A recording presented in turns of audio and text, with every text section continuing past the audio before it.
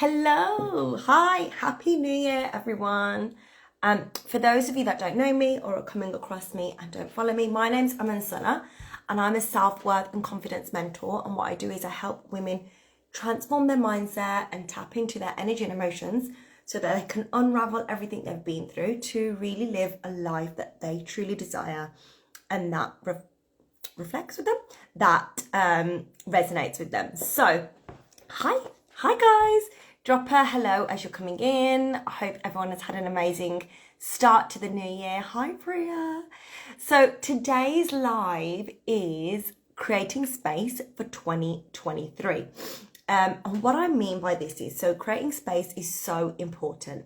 And I mean this mentally, physically, emotionally, like there's so many ways that you can create space for 2023. And this is because often we hold on to so much. Who's a hoarder? Let me know in the comments who's a hoarder, because this is like physical creating a space. Because it's out with the old, in with the new, right? That's the saying. So you've got to create space and let go of the old in order for the new to come in. So this can start with something as simple as decluttering. So at the moment, I am doing a 30-day manifestation challenge with Priya, who's in here. And one of the first things that we did, and I'd started it after Christmas anyway, but I did it more intentionally since starting this 30-day manifestation challenge, is decluttering. Who hoards and who has loads and loads of things that they don't need? I mean, don't get me wrong, I've literally decluttered my bedroom. I had like charity bags that needed to go, and they were in the cupboard, but they're clogging up the cupboard. This morning, it's so simple and so small, but when I opened up my cupboard, I was like, it just was so nice. My shoes were laid out, everything was hung nicely, rather than like a pile of stuff that needed to go to the charity. Yeah, OCD over here. So Ravi will be so happy to know I have decluttered and sent 4 bags of clothes to the charity shop, not just mine, the kids as well.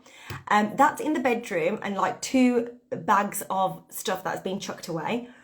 Hubby doesn't know his stuff's chucked yet. Joke. And then in the study, in my work area, again, there's like 2 bags of recycle. There's 2 bags. I'm looking over there because I haven't actually put it in the bin yet, but it's right there. So just decluttering makes you feel so much nicer. Like having an incense on, having a clear and decluttered space to work in is amazing, right? So that's a physical way of decluttering. Number 2, reflect on the year and figure out what didn't work for you. Now, I have spoke about this so much, and so many of you would have heard it from other places as well. Reflect.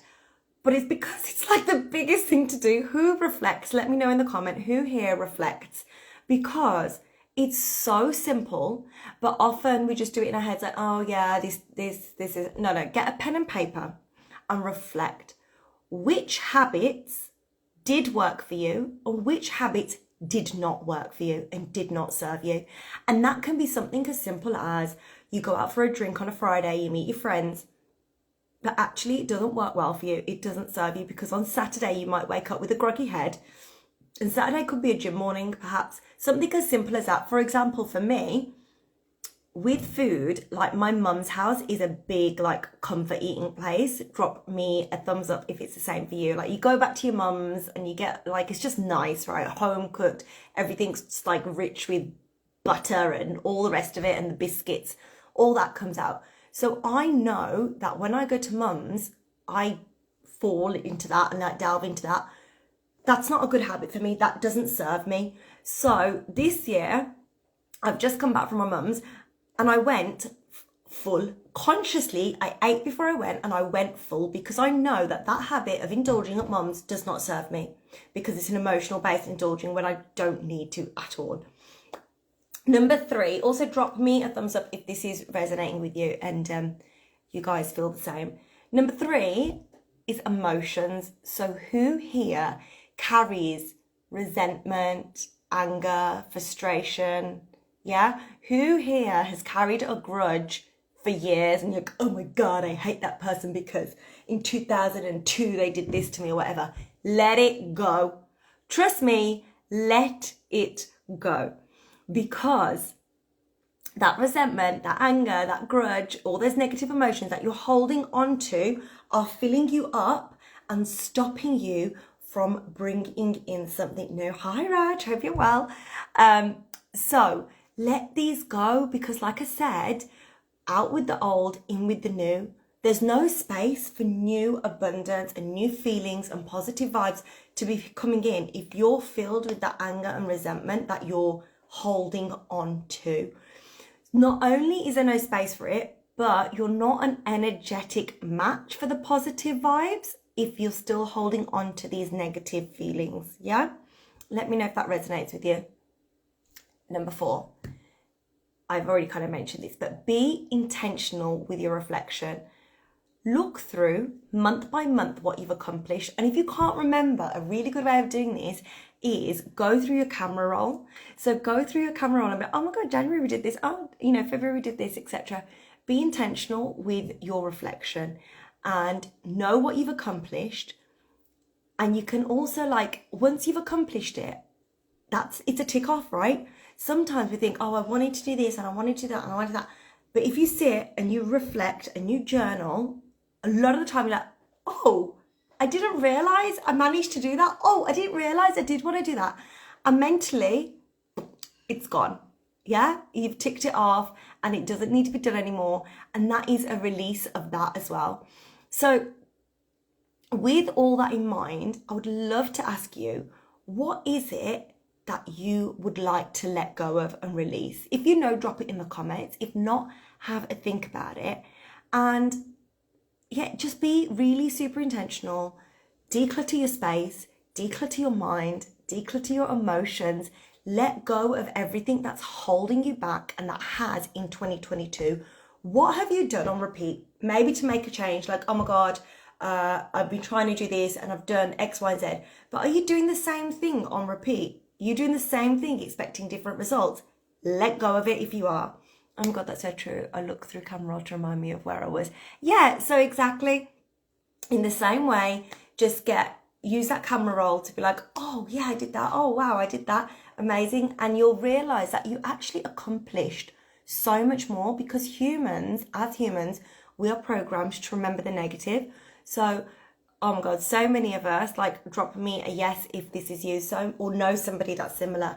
So many of us oh, I had such a bad year this year. Oh my God, this happened to me. And I'm not saying it didn't. So much does happen to us all. But there's also amazing memories and amazing accomplishments within the year that we completely forget about. So reflect, remember these amazing accomplishments, remember these amazing memories, and be that energetic vibration and energetic frequency for that to attract more in 2023. So when I'm saying create space, I don't just mean physically, I mean mentally and emotionally. Create space and let go of anything holding you back and anything that doesn't serve you. So let me know if you have any questions, or drop me a DM.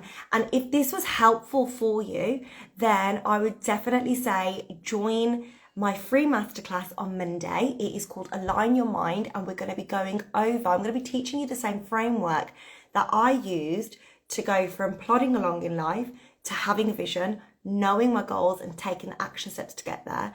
And we'll be looking at mastering your mindset, letting go of the negative thoughts, reprogramming, and focusing on what is going to work for the year ahead. So that is on Monday, the 9th of Jan at 8:30. It's called Align Your Mind. The link is in my bio to sign up.